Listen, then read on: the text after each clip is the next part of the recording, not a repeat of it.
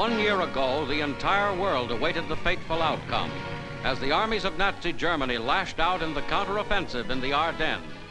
This was the Battle of the Bulge, the battle that came so dangerously close to crushing Allied hopes for early victory. This was the 11th hour von Rundstedt counterattack, on which Germany gambled everything. Smashed Allied equipment littered the roads. The year 1944 was dying. The year 1945 was beginning in an atmosphere of doubt and cruel anxiety and cold and hunger and death. Then, coming back from the punch in the West, the Yanks and British moved forward to the fighting. They had landed in Normandy. They had slashed their way to Germany's borders. They had absorbed the roughest punishment the Germans could hand out.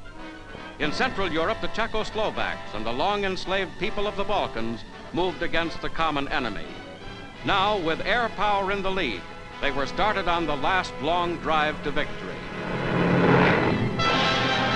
American forces on the west and south of the Bulge carved up elite units of the Wehrmacht. Montgomery's British on the north were immovable.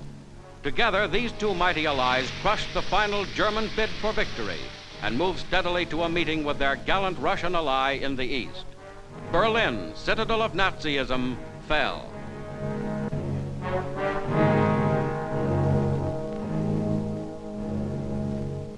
Early in January, Franklin Delano Roosevelt was inaugurated as President of the United States, his fourth successive term. The simple ceremony took place on the White House porch.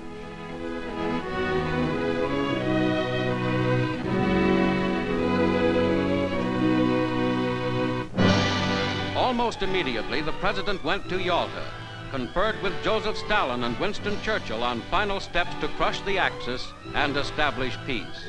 It was the last meeting of the original Big Three. Franklin Roosevelt looked tired and old.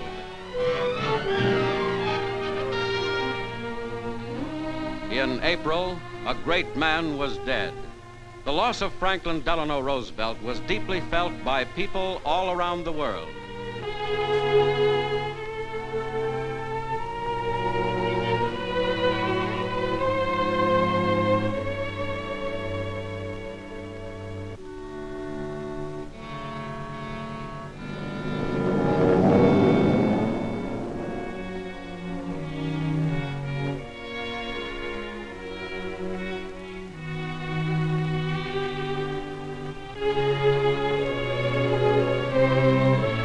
Cabinet room of the White House, Harry S. Truman was sworn in as president.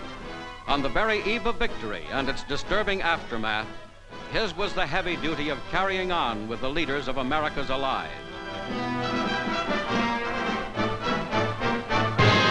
25 days later, on May the 7th, in a little schoolhouse in Reims, France, came the unconditional surrender of Germany. General Alfred Jodl, Nazi Chief of Staff, signed the document formally ending all German resistance, as drawn by the representatives of Russia, Britain, France, and the United States. General Walter Bedell Smith signed for the Supreme Command, and the end of one of history's most massive and most brilliant campaigns brought a moment of well-earned joy to an American soldier named Ike Eisenhower.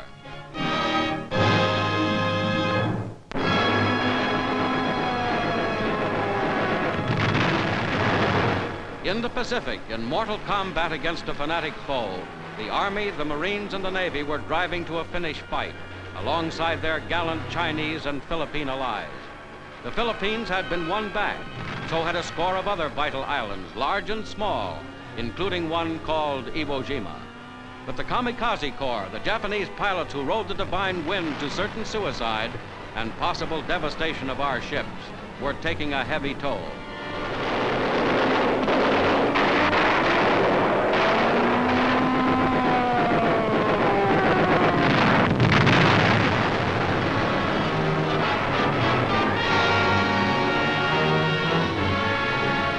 On Easter Sunday, following the pattern of invasion unleashed 100 times against Japanese bases, U.S. forces assaulted the island of Okinawa.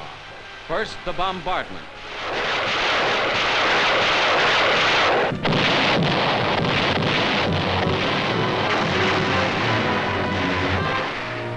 Then, from the fleet standing offshore, the landing craft went in. The mighty pageant of assault rolled ahead again, this time less than 400 miles from Japan itself. This was the island that the Japanese simply could not afford to lose. For 4 months, they fought a desperate battle that cost them 90,000 lives. The island was safe in U.S. hands in July.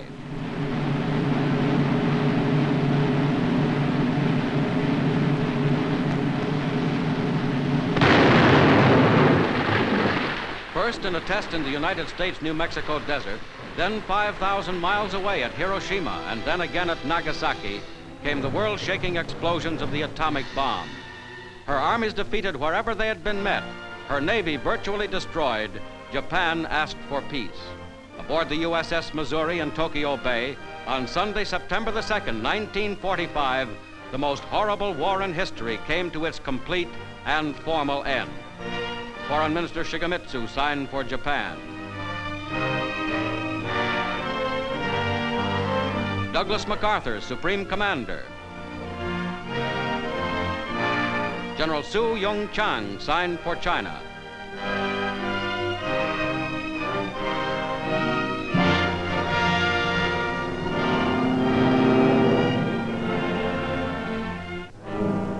But the world could not forget or excuse the savage crimes of those who had opened that war, who had deliberately and willfully brought death and suffering to millions. To the innocent tortured civilians of Manila, for example.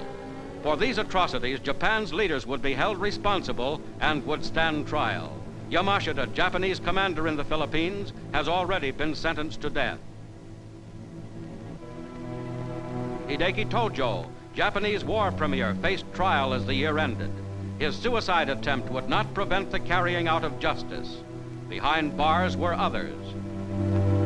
Admiral Shimoda, Shigemori Koruda, General Nasaharu Koma, and Kingoro Hashimoto, Black Dragon terrorist. Across the earth, the pictorial record which the world had seen of German death camps would not be readily forgotten either. Nazi officials like Joseph Kramer, the Beast of Belsen, have already paid with their lives for the crimes they committed against innocent men, women, and children.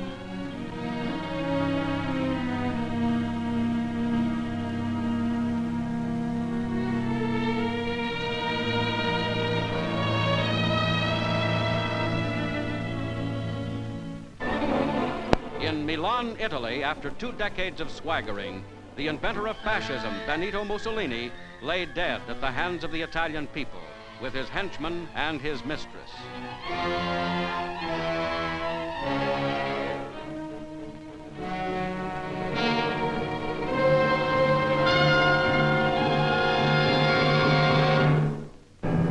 Adolf Hitler, who had survived a bomb planted by one of his own officers in 1944, was presumably alive until the last days of Berlin. By the best evidence, he is now dead. At Nuremberg, the Hitler gang has gone on trial.